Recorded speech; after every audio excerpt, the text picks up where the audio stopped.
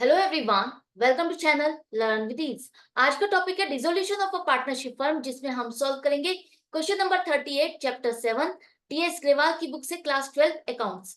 Online sessions, online classes के लिए आप मुझे इस नंबर पर व्हाट्सएप कर सकते हो अपना नाम और क्लास।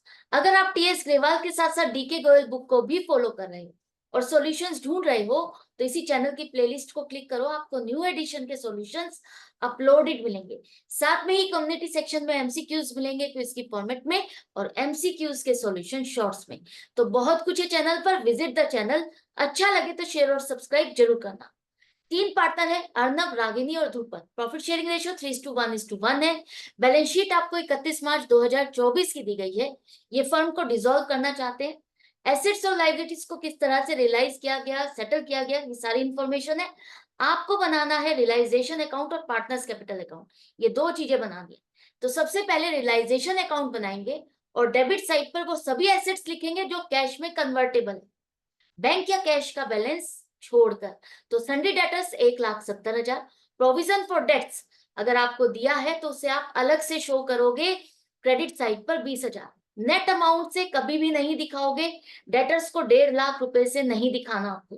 बेशक इसका नेट इंपैक्ट वही आ रहा है, लेकिन फिर भी कोई भी एसेट है और उसके साथ उसका प्रोविजन अटैच्ड है तो उसे आप अलग से दिखाओगे क्रेडिट साइड पर। इसके बाद स्टॉक आएगा 1,50,000, इन्वेस्टमेंट्स 2,50,000, बिल्डिंग 3 लाख और प्रॉफिट एंड लॉस अकाउंट ये रियलाइजेशन अकाउंट में ट्रांसफर नहीं करोगे। ये एक तरह से फिक्टिशियस एसेट है, लॉस है, पार्टनर्स में डिस्ट्रीब्यूट करोगे प्रॉफिट शेयरिंग रेशियो में, लॉस को पार्टनर्स के कैपिटल अकाउंट में डेबिट करोगे।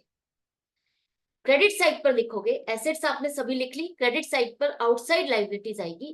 क्रेडिटर्स 60,000।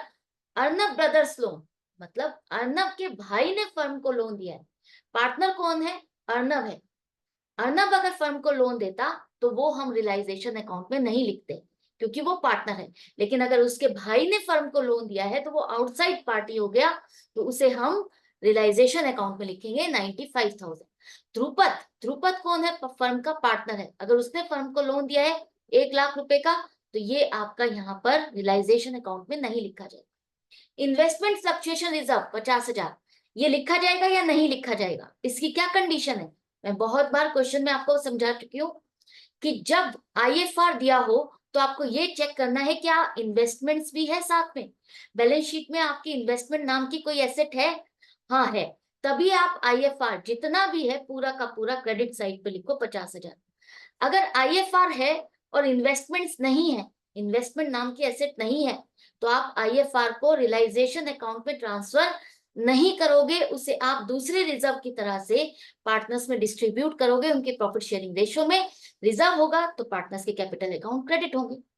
अगर सिर्फ इन्वेस्टमेंट है तो वो तो एक एसेट है जिसे हम नॉर्मली एसेट्स में दिखाते हैं, डेबिट साइड पे वैसे ही दिखाओगे। कंडीशन है आईएफआर के लिए कि आईएफआर को आप तभी रियलाइजेशन अकाउंट में ट्रांसफर करोगे जब आपके पास इन्वेस्टमेंट्स भी है। क्लियर? ये सभी कुछ ट्रांसफर कर लिया, कैपिटल अकाउंट्स हम रियलाइजेशन अकाउंट में ट्रांसफर नहीं करते। एसेट्स और लाइबिलिटीज जो हमें ट्रांसफर करनी थी रियलाइजेशन अकाउंट में हमने कर ली। अब देखते हैं किस एसेट और लाइबिलिटी को हमने कैसे सेटल किया। अर्नब ने ब्रदर का लोन, जो उसके भाई ने फर्म को लोन दिया हुआ है 95,000 का, उसको पे करने के लिए तैयार है। एक लाइबिलिटी को वो टेक ओवर कर रहे हैं, फर्म के बिहाफ पर वो उसको पेमेंट कर रहे हैं। तो क्या फर्म ने उसको पेमेंट कर दी है? अर्नब को पेमेंट अभी फर्म ने नहीं की, तो इसके कैपिटल अकाउंट को हम क्या करेंगे? क्रेडिट करेंगे कि इतना पैसा इसको और देना है। फर्म अब 95,000 रुपीज अर्नब को और देगी, क्योंकि फर्म की लाइबिलिटी है कि वो अर्नब के भाई का जो लोन है उसको पेमेंट करे। लेकिन वो फर्म के बिहाफ पर अर्नब ने पेमेंट की तो फर्म अब अर्नब को पे करेगी। ये पॉइंट क्लियर है? इसके बाद इन्वेस्टमेंट्स कहा है कि हमने बेचा और हमें पैसा मिला 20% लेस, मतलब 2.5 लाख की इन्वेस्टमेंट है तो इसका 20% 50,000 रुपए हमें कम मिले। तो हमने कितने में बेची इन्वेस्टमेंट? 2 लाख रुपए में। क्रेडिटर्स, उसका पॉइंट हम बाद में कवर करेंगे, पहले सारी एसेट्स को देख लेते हैं। बिल्डिंग को आपने 3,55,000 रुपए में बेचा, लेकिन आपको इस पर कमीशन 5,000 भी देना पड़ा। या तो आप यहाँ पर नेट अमाउंट 3,50,000 लिख दो और 5 या फिर आप 3,55,000 यहाँ लिखो कि आपको बिल्डिंग को बेच करके इतना पैसा मिला, और 5,000 रुपए का एज ए रियलाइजेशन एक्सपेंस दिखाओगे तो वो भी ठीक है। तो नेट अमाउंट दिखाओ 3.5 लाख, या रियलाइजेशन का खर्चा 5,000 डेबिट साइड पर, और 3,55,000 as a amount of realisation, ये भी दिखा सकते हो। तो हम नेट दिखाते हैं 3,50,000। इसके बाद कहा है कि जो आपका स्टॉक है उसका 50% तो रागिनी ने टेक ओवर किया। कौन से प्राइस पर? Market price. और मार्केट प्राइस कितनी है? जो आपने वैल्यू दिखाई हुई है बैलेंस शीट में उससे 20% कम है। तो मान लेते हैं कि आपका स्टॉक 1.5 लाख का है, तो 75,000 का स्टॉक तो रागिनी ने लिया, और 75,000 का स्टॉक कहा है कि हमने मार्केट में बेचा, और मार्केट प्राइस पे बेचा। तो मार्केट प्राइस कितनी है? 50% स्टॉक तो 75,000 है, और इसका 20% लेस कहा है कि मार्केट में जो वैल्यू चल रही है वो इसका 20% कम है। तो 7,500, 7,500, 20%, 15,000 हो गया। इसका मतलब 75,000 के स्टॉक को बेच करके आपको 60,000 रुपए मिले। इन्वेस्टमेंट्स कवर हो गई, बिल्डिंग कवर हो गई, स्टॉक कवर हो गया, लेकिन आपके रह गए हैं डेटर्स। डेटर्स के बारे में कोई भी इंफॉर्मेशन नहीं। अगर कोई भी इंफॉर्मेशन नहीं है तो हम क्या मानेंगे कि जितने डेटर्स थे हमें पूरी पेमेंट मिल गई। प्रोविजन फॉर डेट्स है उसकी टेंशन आपको नहीं करनी, उसको छोड़ दो, भूल जाओ। जितने डेटर्स हैं अब हमें डेटर्स पे कंसंट्रेट करना है। अगर इसके बारे में कोई इंफॉर्मेशन नहीं है तो इसका मतलब ये पूरे के पूरे डेटर्स अच्छे हैं और पूरी पेमेंट आपको मिल गई। अगर कम या ज्यादा भी मिलते तब भी आपको प्रोविजन फॉर डेट से एडजस्ट नहीं करना था, उसको भूल जाओ आप। क्लियर है? इसके बाद रागिनी ने, ये तो हमारी सारी एसेट्स रियलाइज हो गई 7,80,000 में। रागिनी ने जो आधा स्टॉक टेक ओवर किया 75,000 का स्टॉक, उसने भी मार्केट प्राइस पर टेक ओवर किया। तो मार्केट प्राइस क्या है? 60,000। उसने अभी पैसा फर्म को नहीं दिया, तो हम उसकी कैपिटल अकाउंट को क्या करेंगे? डेबिट करेंगे। ये सब होने के बाद डिसोल्यूशन के खर्चे के बारे में लिखा है, और क्रेडिटर्स, क्रेडिटर्स की पेमेंट रहती है हमारी अभी। तो क्रेडिटर्स की पेमेंट के लिए लिखा है कि हमने 10% लेस पेमेंट की। तो 60,000 के क्रेडिटर्स 10% लेस, तो 60,000 का 10% 6,000।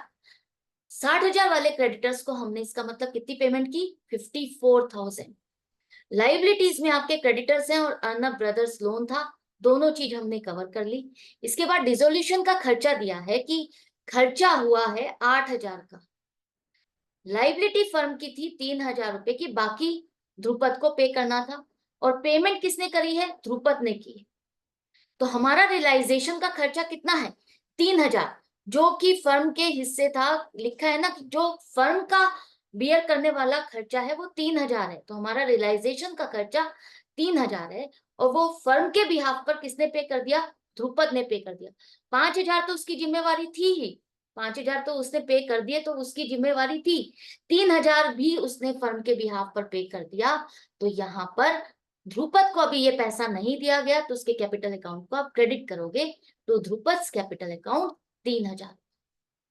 सब कुछ कवर कर लिया, सभी एसेट्स आपकी कवर हो गई। जरूर से चेक करनी है आपको, कोई एसेट छूट ना जाए, कोई पार्ट छूट ना जाए किसी एसेट का, और सभी लाइबिलिटीज। उसके बाद हम चेक करेंगे कि हमारा प्रॉफिट आ रहा है या लॉस। डेबिट साइड का टोटल ज्यादा है तो इसका मतलब लॉस है, क्रेडिट साइड का टोटल ज्यादा है तो मतलब प्रॉफिट है। हमारा आ रहा है क्रेडिट साइड का टोटल ज्यादा, मतलब 43,000 का प्रॉफिट है, जिसे हम प्रॉफिट शेयरिंग रेशियो में बांटेंगे तो तीनों के हिस्से जितना आएगा इनके कैपिटल अकाउंट आप क्रेडिट करोगे। Realisation account debit to partners capital account, और 43,000 आपने लिखा, एंड में लिखो टोटल।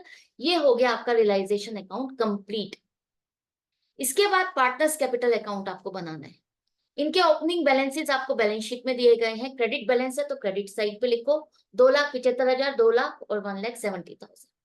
ये लिखने के बाद रियलाइजेशन अकाउंट में चेक करो किस पार्टनर ने किस एसेट को टेक ओवर किया या लाइबिलिटी को टेक ओवर किया। तो सबसे पहले अर्नब ने अपने भाई का लोन टेक ओवर किया था 95,000 का, तो उसके कैपिटल अकाउंट को हमने क्रेडिट किया था। और 3,000 का ध्रुपद ने भी एक्सपेंस को टेक ओवर किया है, फर्म के बिहाफ पर पे किया, तो हम इसके अकाउंट को क्रेडिट करेंगे। रागिनी ने 60,000 का स्टॉक खरीदा, उसके लिए हम उसके अकाउंट को डेबिट करेंगे। रियलाइजेशन का प्रॉफिट तीनों के अकाउंट पे जितना जितना है उसे क्रेडिट करो। इसके बाद यहाँ पर जनरल रिजर्व्स तो नहीं है, लेकिन प्रॉफिट एंड लॉस अकाउंट का डेबिट बैलेंस है। लॉस है तो तीनों पार्टनर्स में बटेगा, 30,000, 10,000, 10,000 तीनों के अकाउंट को आपने डेबिट कर दिया। अब देखो कि किसको कितनी पेमेंट करनी है। फाइनल करना है आपको, क्लोजिंग बैलेंस नहीं निकालना, फाइनली इनकी पेमेंट करनी है, इनके कैपिटल अकाउंट को क्लियर करना है। तो सबसे पहले अर्नब की पेमेंट की जाएगी, उसका बैलेंस आ रहा है 3,65,000। और उसके बाद रागिनी का आ रहा है 1,38,600।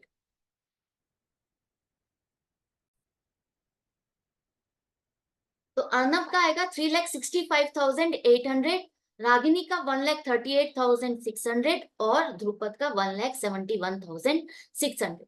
तीनों की पेमेंट आपने कर दी। एंड में लिखो टोटल। ये पार्टनर्स कैपिटल अकाउंट भी आपका क्लियर हो गया। बैंक अकाउंट बनाने के लिए नहीं कहा तो हम नहीं बनाएंगे।